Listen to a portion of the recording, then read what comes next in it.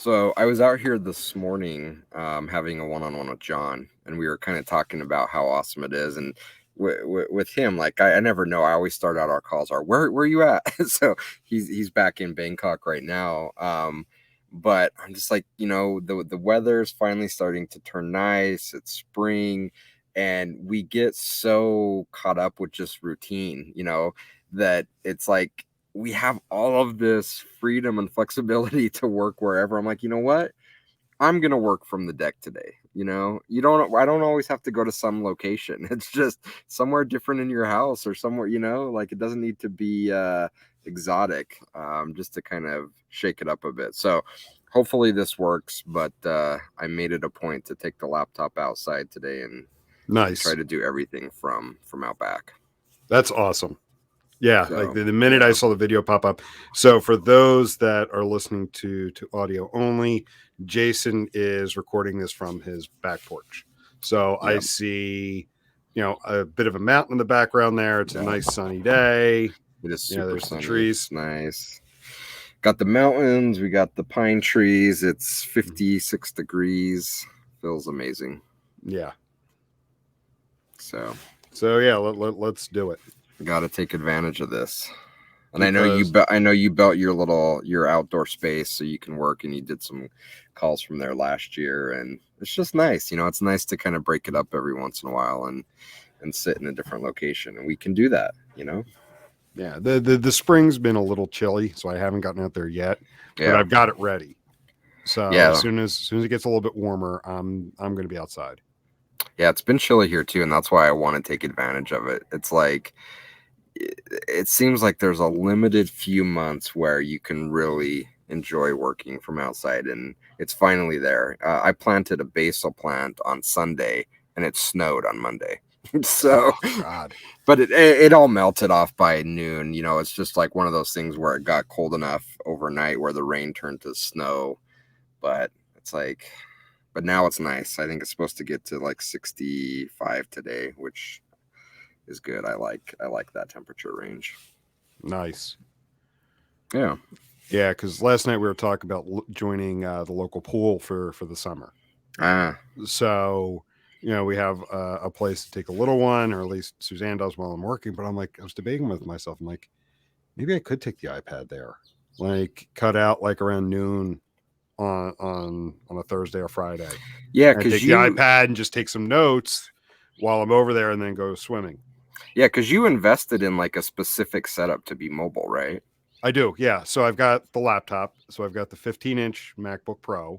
So I've got that, and then I've got the really big screen here. So I've got a nice desktop setup. Just ran an Ethernet cord last week because just the Wi-Fi gets shoddy sometimes. Yeah. Just so I'd make sure I know I'm hardwired in, especially when recording. Yeah. Or doing like video presentations. But I also invested in an iPad Air 4th generation last spring. So I've got that, and everything is synced up. So like anything, like I've got Dropbox synced up to it. I've got iCloud Drive. So anything that I'm working on pretty much anywhere on my local machine, or like anywhere on my actual laptop, is going to be available to the iPad. So, and I'm finding a lot of the things I need to do, I could do with the iPad. Now, I mean, like the laptop,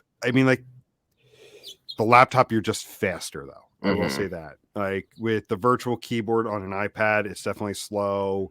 Certain kinds of things, like working in Excel, I do a lot of my requirements design in Excel, just because I know I can format it the way I want it. It's a little bit slower.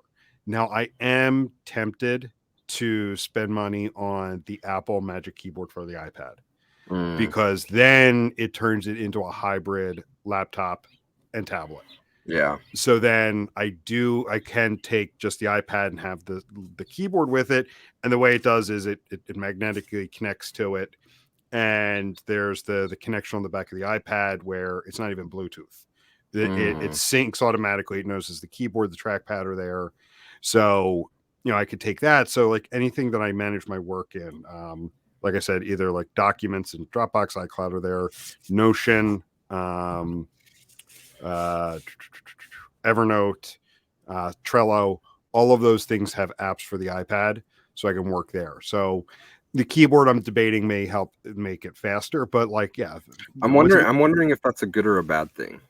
I mean, and maybe it's nicer to have the keyboard, but I'm wondering if that setup forcing you to slow down a little bit is actually a good thing.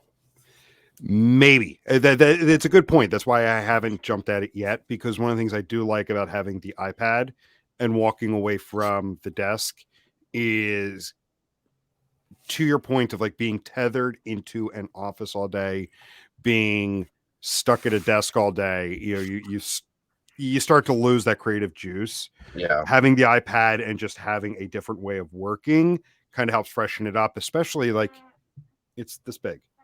I can grab this. I got a nice little stand here. I can grab this and go outside and work from it. And again, everything syncs in real time. Yeah. So the minute I save something here, it goes there. Like I've done podcast planning from this. Just sitting there specking out notes for several upcoming episodes at one time, and I have it. So the reason is like where it's speeding up is where I can do things, not necessarily trying to rush through it, because I know what you're trying to say, like slowing down and thinking through it. Yeah. It's what I can do with one or two keystrokes or a single tap on the trackpad. Yeah. It takes like 6 taps on the iPad using the native keyboard. That's where I'm like, it would be nice to have the compact feature, because I actually do like pairing the larger laptop, the 15-inch screen, with the iPad, because I have the larger screen when, say, I'm traveling and I'm in a hotel, and God, I haven't done this in 2.5 years. But like in the past with this, like having this, you go back to the hotel at night and I can work, and I have the larger screen to work. But if I just want to get away from the desk, I have something that is 1.5 pounds. Yeah. Yeah. It's nice. And I've even found myself, because one of the accessories I did buy for it is the Magic Pencil. I mean, don't get me wrong, it's expensive. I love it. Because what does it give you? So it's a stylus. It is definitely a stylus, but again, it's for me keeping things fresh, finding new ways to work. And it's not necessarily the work itself, it's finding the way to work. So changing things up with this, having something in my hand, because I'll be blunt, like when I was in college, I was a smoker. And I will say 20 some years later, there's still some bad habits that stuck, and it's having my hand busy. Yeah. Having like, I honestly do. I think like when I quit when I was in my mid-20s, and that was the one thing I always noticed was it was something to keep my hands busy. That was actually, aside from the nicotine addiction, it was that, the fidgety hands. So the part of it is just like what I'm doing right now, just kind of twirling it, but it does help cut down on some of the taps. So not going to lie, it is an expensive stylus, but there's some great writing features, which I'm still trying to teach myself how to use. So there are quick gestures using this that'll turn like almost like shorthand writing into text. Still kind of working through that. My niece, she's got this like innate artistic ability. Whenever she sees, so when I got this, my wife got one too, and we took our tax return money at the beginning of last year, because at the time, like I was kind of frustrated. I wanted again a new way to work. That's why I keep thinking of it. And I kept talking. I was like, what if I got an iPad? And then with our tax returns, we both got one, and we spent the money on the Magic Pencil.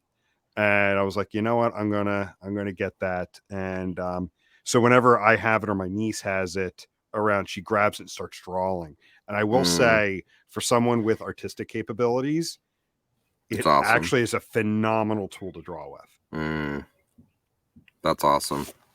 And there's some really neat features. So like you could like what kind of, like, is it a pencil, is it a marker, is it a highlighter, like the different types of like writing instrument tips you can switch back and forth, and you can program it so you can tap it and it'll automatically switch across like a couple different favorites. Very cool.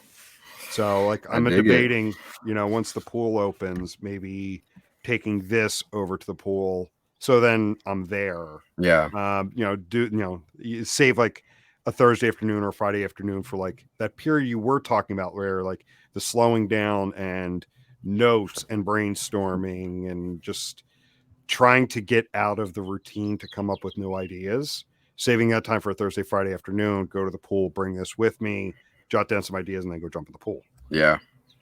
Sounds like a great idea to me. Yeah. Yeah. So, I mean, we gotta take advantage of these opportunities, you know.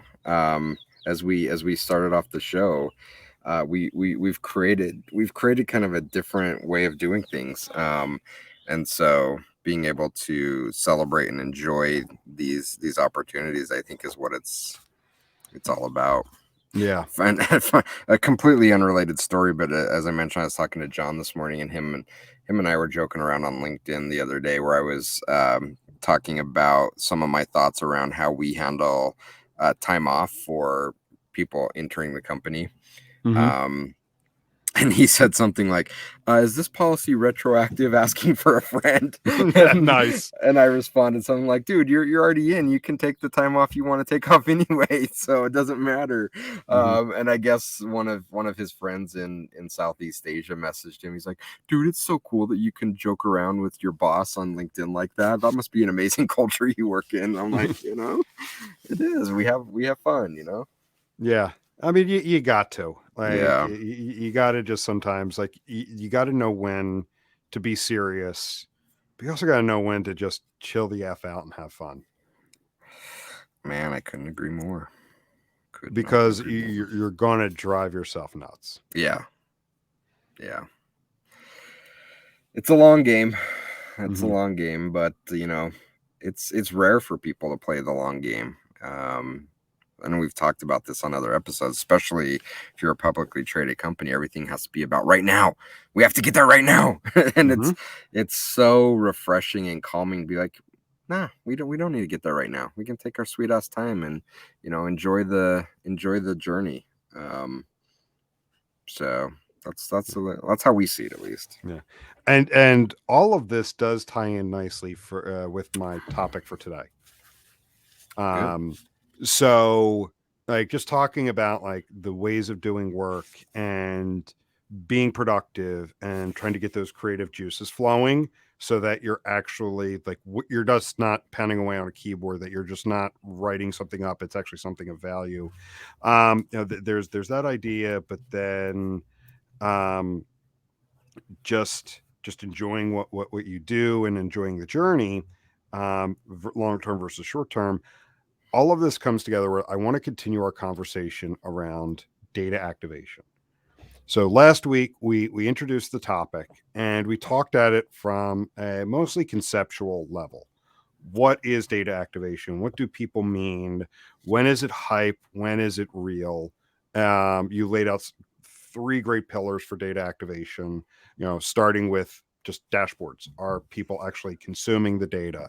Down to then insights, where you're not just reporting on what happened, but that you're actually learning about visitor behavior on a site or customer behavior, all the way down to on the web side of things, actually using the data in real time to drive optimization and personalization. So we talked about those pillars. So what I want to talk about today, digging into it a bit, is for someone that is looking at data activation, how do they know if they have the right foundation for data activation? And I will say at this point, I want to focus on that third pillar. And granted, those 2 others are going to come into this conversation, but really that third piece of when people talk about data activation, what they're really referring to is real-time optimization and personalization based on knowing what's going on. So if someone were to come to you and say, what do I need to do to make sure I have the right foundation to activate data, what would you tell them? So I think a big part of it is in the questions that we ask, and a lot of times it's not that the questions are wrong, but to get to that ultimate point, we have to shift where our focus is. And what I mean by that is oftentimes when companies first establish an analytics practice, it's all about what can the data do for me? How can we use the data to, and again, this may not be a bad thing. I mean, there certainly are examples where people use data to be selfish, right? Like, well, I want to deploy this so I can use this data to get a promotion or get a bonus. That happens. But more often it's around, and again, these aren't bad things, but it's around how can we, maximize our spend? How can we be more efficient in our marketing efforts? All good things to have, but ultimately, if we're going to unlock the true value of data from my perspective, which, oh, by the way, accomplishes all those other things that I just mentioned, it's just we flip the perspective and conversation to our customers, and we start asking the question, what experience do we want our customers to be having with our brand? When our customers purchase from us, when they consume content, when they book a hotel room with us, what experience do we want them to be having? And when we shift that perspective, it starts to change a lot of the data that we think about capturing and prioritizing. And it becomes oftentimes less operational around managing health specific metrics, which again, I think are important. But those things come as a default when you start thinking about what data points do I need so that I can create a really positive experience for Jim when he comes to the website to buy a product. Sorry, I was just making a note there for something to come back to. So you were talking about the experience the customer has on a website, and we've definitely covered this before. We've gone into engagements where we ask the very basic questions of, why does your company have a website? Mm-hmm. What do customers do on there? Um, how? Go ahead. I No, think you know where I'm going with this question. I don't know if you're going down this path or not, but what you're reminding me of is that sometimes the investment isn't even in technology or data that we're collecting. Sometimes the investment is in making sure that our team that is responsible for defining our data strategies, for defining our personalization tactics, that they understand what we do as a business. It's the number one thing when I first got into doing this that was such a shock to me, was talking to these people and asking them that very foundational question. What does your website do? Why does your company exist? And the number of like shoulder shrugs and, you know, lost faces of I don't know. It just was shocking to me that was happening, but it's a very real reality that the people that are in these positions to influence the data that we capture and the experiences that we have on websites fundamentally don't understand what the business stands for and why they do what they do and what they sell. I mean, sure, they may know at a top level, like, we sell insurance or we sell electronics products or we sell hotel rooms, but the layer down of, yeah, but so what? How are you different than anyone else and why do you do this? They simply don't know. So if you don't understand those fundamentals, it's really, really difficult to define a data strategy and a personalization plan in order to help highlight the experience that you want to create. So as much as it's important to see things through the eyes of your customer, you have to start with why the business exists so you can put yourself in that frame of mind of what, going back to my question, what experience do we want Jim to have when he comes to our website to book a hotel room? How can I answer that if I don't know why we exist as a company? Mm-hmm. So I was going down a very similar path, and I thought of how to word it properly, but I think you gave me a great intro there. So I do have a similar question, but before we move on to that, talking about the teams, analysts, those running optimization programs, not understanding what the point of the online experience is or what the company is trying to create with that online experience. Whose fault is that? Is it the employees or is it the companies or is it both? And I'm leading you a little bit, but that's fine because And And by company, do we want to break that down to somebody that can be held accountable? Because company's kind of nebulous. So yeah, we could. Like I thought we could start broad because I'm not going to say anything more because I don't want to lead you any further. well, I mean, it, I'm not sure. Let me put it that way, because I think that I think that there are probably multiple ways to look at it. So from the analyst side, let's take it from the analyst or the implementer side. I'm of the belief that if you and if I'm not answering your question, I'm going off track, let me know. But I'm of the belief that if you care about your job and what your role is, it should naturally come to you to have that interest of learning more. And so I think in part there needs to be some kind of onus on the employee side. Now, you may argue that and say, well, if you work for a shitty company or you have a bad boss or the company you work for has a bad culture, then what can you expect? But ultimately, I'm going to go back, especially for analysts, we should be like very curious people. That as an employee, I should be uber curious about what it is that I'm doing. And again, that doesn't seem to happen a lot. And if you have a different experience, please challenge me on it. But we see it so often, and it's not just the broader question of why does the company exist. It could be more targeted, saying, well, implementer or front end developer, why are you capturing this? I don't know. Someone told me to capture it. Right? It's like, okay, did you not stop to ask why, or were you not curious about why you're capturing? Yeah, I don't know. Not really. Yeah, no, I totally agree with like that. There needs to be tremendous onus on the analysts, the optimization lead, others in the company to want to know why the company exists, and not just some plain mission statement. Right. Like, what are we trying to do? Okay, we're selling widget X, but why are we selling widget X?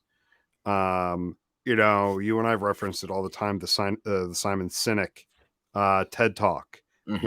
Referencing the iPad, which rest in peace, iPad. Apple discontinued the final version of No, the not that, but iPod. iPod. Sorry, Yeah, yeah, I the saw that iPod. last Sorry, night. I have iPad on the tip of my Yeah, tongue. yeah, yeah, Yeah. Rest in peace, iPod. yeah, They discontinued the iPod Touch yesterday, which was yeah. the last model. But the video goes back to like the old school click wheel iPod, and he talks about like while every other music player out there was talking about like we have such and such gigabytes and like these kind of features, this screen size, Apple was saying, why do you want this? So you can carry all of your music with you at all times. Right. You can have your music with you whenever you want, kind of thing. And I'm way over summarizing it, but it's the same thing. It's not just saying, hey, we sell electronics. It's we sell them because, or we just don't build cars, we build them because. Yeah. And there's that, but then I do think there is a level of responsibility on the company to talk about why Yeah. we do it, and For everybody in the sure. company. For sure. Because I have seen people get their hands slapped when it's the, hey, why are we doing this? Don't ask why. I just need you to do Yeah. it. But so at the same time, it's the challenging employees to ask why. Why don't you know we do this? No, I Oh, mean, yeah, real go quick, ahead. did I ever tell you the story? Because I spent about a year and a half working for Apple. Did I ever tell you about the whole thing, like what managers would warn their employees before going out to Cupertino? I don't recall that happening. So, I mean, I worked like I was kind of like this thing that straddled two different organizations. Like I was a small business relationship manager slash salesperson.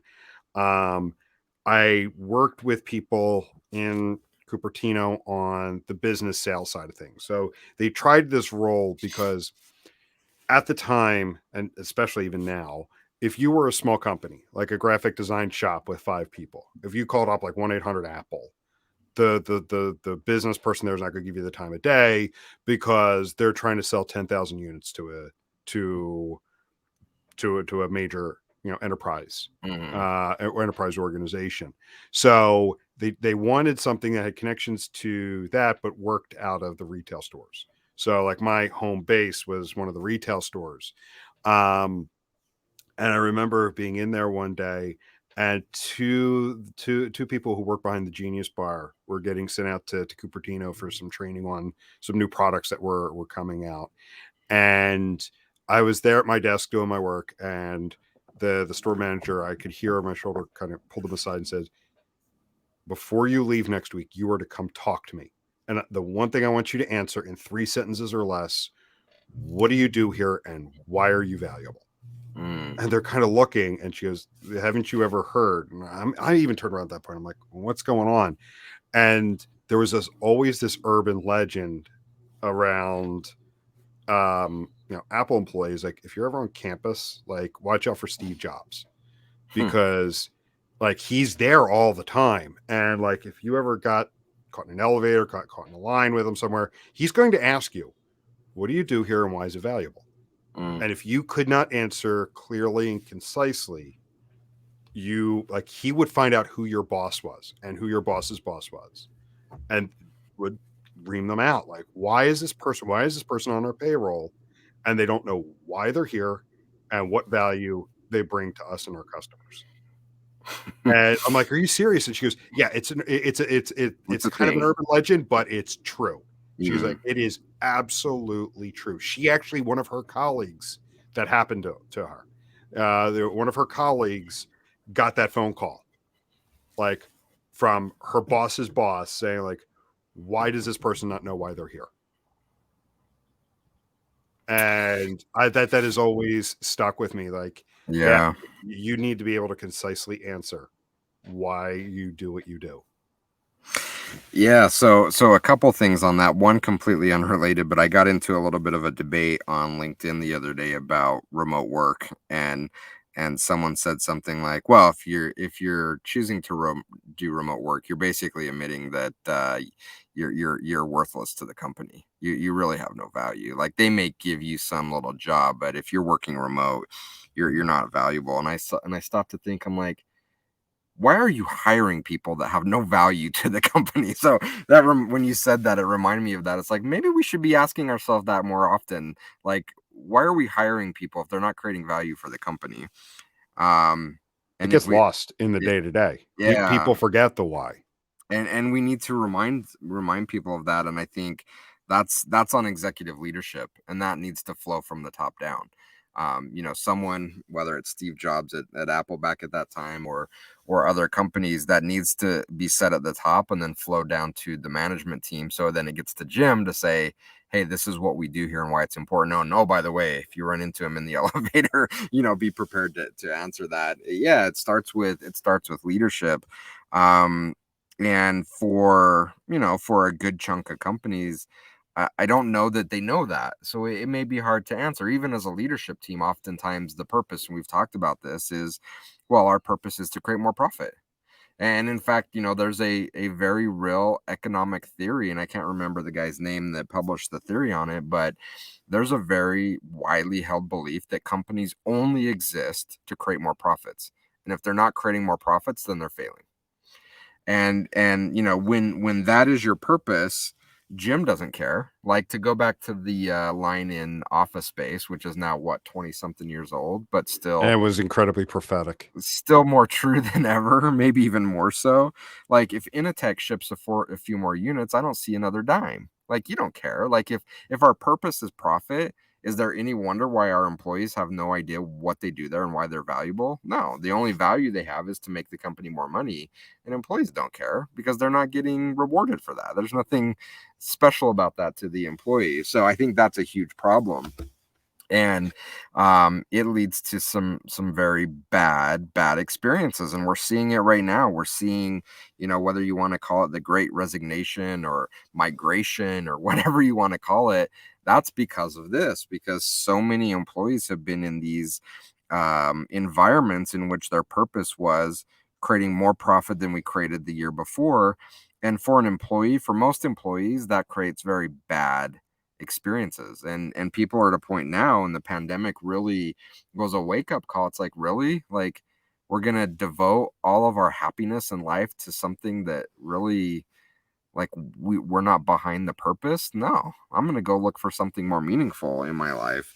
And so, we're seeing that start to play out. But even still, even with this great, migration of employees to different companies, you still have a very sizable chunk of executive leadership that buys into this belief that people are widgets, they're part of this machine, and our shared goal is to make this company more profits. And it's simply starting to break down now. Mm-hmm. Yeah. So to kind of bring it back to how this all lines up with what we're talking about today, because at the title of this episode, I can imagine people are saying, oh, okay, I need to make sure I have this kind of thing on my site, I need to have this tool in place, I need to have this kind of configuration.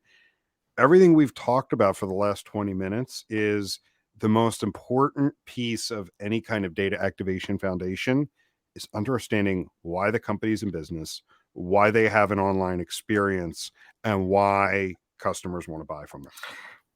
I mean, that's it. The underlying pieces of how we make that work are critically important, but they shouldn't be driving the conversation, because when they do, the conversation often goes off the rails. And again, just follow me on LinkedIn. I like to talk about this stuff all the time. So if you like these topics, you can chat with me on LinkedIn, because I post about it all the time.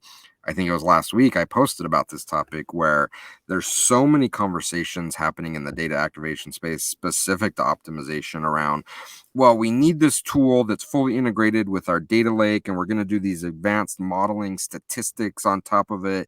And I'm like, that's awesome.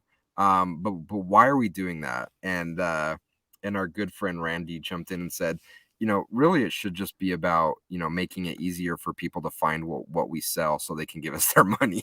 And he's right. Like, we get so carried away with the operational details and the technologies and the software. And again, I think those things are critically important, but we've got it backwards. Those things should come in and align with our vision for what we're trying to do, rather than the other way around, which is happening so often. And so while these companies get bogged down with trying to come up with these overly elaborate MarTech setups, and then they get that in place, quote unquote, because oftentimes they're poorly put in place, but let's say they get it in place, then they get bogged down with trying to come up with these overly complicated tests to run, when in theory, this is not that complicated. Now, making it happen, getting all the pieces there, is incredibly complicated, but the question we're trying to answer is a very simple question. And that question is, what do we sell, and how can we make it easier to get the right products in front of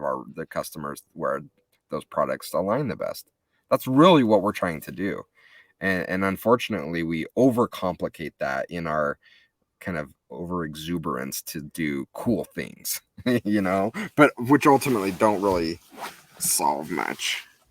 Yeah, you're going to try to get me to go on my rant about bureaucracy, aren't you? I mean, I'm always open to getting you to rant. So, because when you're talking there, it's almost as if it helps further my point that the only reason for bureaucracy is to maintain and grow itself.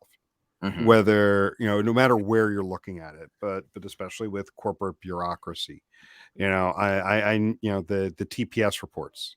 Let's make another Office Space reference. The TPS reports, and just had another thing to fill out, but there's somebody or even an entire team's job depends upon people filling out their TPS reports. Yeah, and we see that even within the analytics space, we see the over operationalizing of what it is. Now, don't take that to say that having structure and being deliberate about how we run our organizations is wrong. No, we're absolutely all for that. The problem we have is where your product becomes the operational details of what you do. And oftentimes, in my mind, that's about control. It's about control. Well, it's about control, and it's about coming up with things going back to some of our previous conversations, giving people the opportunity to give the optics of doing work. Like, well, what did you do today? Well, I closed 15 Jira tickets. Okay, what does that mean? Like, you actually did the work? No, I mean, I didn't do the work. Like, I just physically like clicked the button and said they were closed. It's like, well, why can't the engineer that fixed it close? No, I mean, I have people skills, damn it. Going back to Office Space. Or that just let's create 15 Jira tickets where one will do, so that we can show that things are actually moving. And again, I think a lot of these things have to do with the culture of the company, going back to putting the conversation in the wrong perspective. It's about what data and metrics and things can we put in place to make it look like we're valuable, rather than saying, why can't we look incredibly valuable, by asking the question, what is good for our customer? And again, I don't want to keep bringing up Office Space. What's good for the company? But like, if we ask that question, like, what can we do to provide more positive experiences for our customers? All of those other things, the promotion, the recognition, making sure that we're valuable, just happen. And sure, we may need to put some structure around how those things are recognized and communicated. But when you put your effort in the right place, then the results that you're ultimately looking for oftentimes just come without you having to force it to happen. So beyond the why, once like if a prospect or existing client comes to you and starts to talk about data activation, so once you've cleared up the why are we doing this? Why does the site exist? Why does a customer want to buy from us? What's the next key piece to that someone should have in place if they want to activate data to drive personalization efforts? For me, it all comes down to having a better understanding of who our customers are. So, from a data specific standpoint, that means whatever data points you need to capture to understand at an aggregate level who your customers are and what they're doing on your site, and start from where you want them to be and work backwards. So again, if you're a hotel operator, then we need to start with the booking confirmation. That's ultimately where we want people to get to. If we're a retailer, we want them to get to the purchase confirmation. Start there and work backwards, and start asking yourself, what data do we need to understand how our customers are, what the experiences of our customers going through that journey. So we understand the why. We understand why our company exists, and it's something more than to create a profit. Now we need to understand what our customers are telling us. And they're telling us their experience through the data artifacts that they're leaving behind as they book a hotel room with us, buy a computer from us, fill out a lead form from us. And those are the questions you need to be asking to say, okay, now I think I have a good idea of a hypothesis or two that we want to run to see if we can create an even more positive experience. And this is where a lot of companies break down, in that they oftentimes don't see, they have the data, they did all the right things, but then they ignore the data informing how to create a better customer experience with their brand. And what do they end up doing? Slapping something together. Yeah, I mean, they throw something together, and it's usually the loudest person in the room, or it's someone that has I printed off these best practices from this website that I went to that says that we need to change all of our button colors to cornflower blue, and we need to change purchase to buy now. And it's like, why? Well, this other company said it worked for them. Well, that's awesome. Do you know how they came up with that? Maybe they have a bunch of data where for their customers that absolutely, it keeps kicking me out. Yeah, you're on a great rant, and it doesn't, the interwebs don't want to hear it. Yeah, it keeps kicking me out. I don't know why it keeps saying connection issues. Maybe my computer's getting too hot. It is quite warm. One of the joys of trying to record outside. So back to my point, if I don't get kicked out because it's too controversial here. These companies are looking at these lists of quote best practices and saying, well, this is going to work for us. And I'm like, well, you don't know where they came up with that. Maybe it's the best practice for them and their brand and their customers, but that doesn't mean it's going to work for you. You've got the data.